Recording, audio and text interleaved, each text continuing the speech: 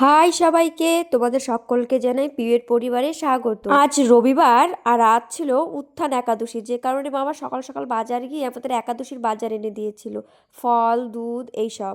আর তারপরে মামার দাদা ছিল বাড়িতে, তাদের জন্য সামান্য একটুখানি রান্না করে রান্না করেছিলাম পনিরের তরকারি, আলু ফুলকপি দিয়ে, আর আলু উচ্ছের ভাজা আর ভাত। রান্না করে থুয়ে আমি স্নান করে নিয়েছিলাম, আর স্নান করে দুপুরের পুজো দিয়ে সেই পুজোর ফলটাই আমি প্রসাদ খেয়েছিলাম। আর দিদার পাশের বাড়ির একটা দিদা মিলে শ্যামা খাচ্ছিল, আর আমি খেয়ে দিয়ে একটু রেস্ট নিয়েছিলাম। রেস্ট নিয়ে উঠে দেখি সন্ধে হয়ে গেছে। উঠে সন্ধে দিব, আর সন্ধেবেলায় যে প্রসাদটা দিব সেটা ছানা, তার জন্য ছানাটা বানিয়ে নিয়ে তোমরা হয়তো আমার গলার আওয়াজে বুঝতেই পারছো আমার প্রচুর সর্দি লেগে গেছে, যে কারণে ভয়েস দিতে একটু অসুবিধে হচ্ছে। আর ছানাটা খুব গরম ছিল, তার মধ্যে একটুখানি চিনি মিশিয়ে মাখিয়ে সেটাকে ঠান্ডা করে তারপরে দিয়েছিলাম।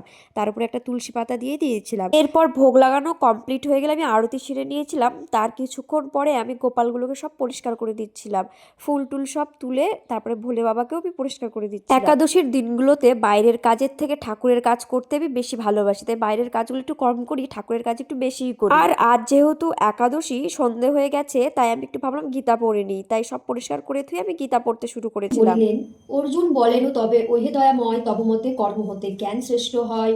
তবে কেন ঘোর কর্মে করণীয় জন, বলো গো কেশব, তার কিবা প্রয়োজন। তারপর সব কাজ কমপ্লিট করে তারপরে ঠাকুর শয়ন দিয়ে দিয়েছিলাম। তারপর আমার একটুখানি খিদে পেয়ে গেছিল, তার জন্য ভাবলাম একটুখানি দুধ খাই, তাই একটু দুধ গরম করে একটুখানি দুধ খেয়ে নিয়েছিলাম। আর তারপরেই দেখলাম যে মামার আর দাদার জন্য একটুখানি ভাত করতে হবে, তার জন্য রান্নাঘরে গিয়ে একটুখানি ভাত করে নিয়েছিলাম। আর রাত্রে একটুখানি ফল আর সেই ভোগের প্রসাদ যে ছানা ছিল সেটা খেয়ে ঘুমিয়ে পড়েছিলাম।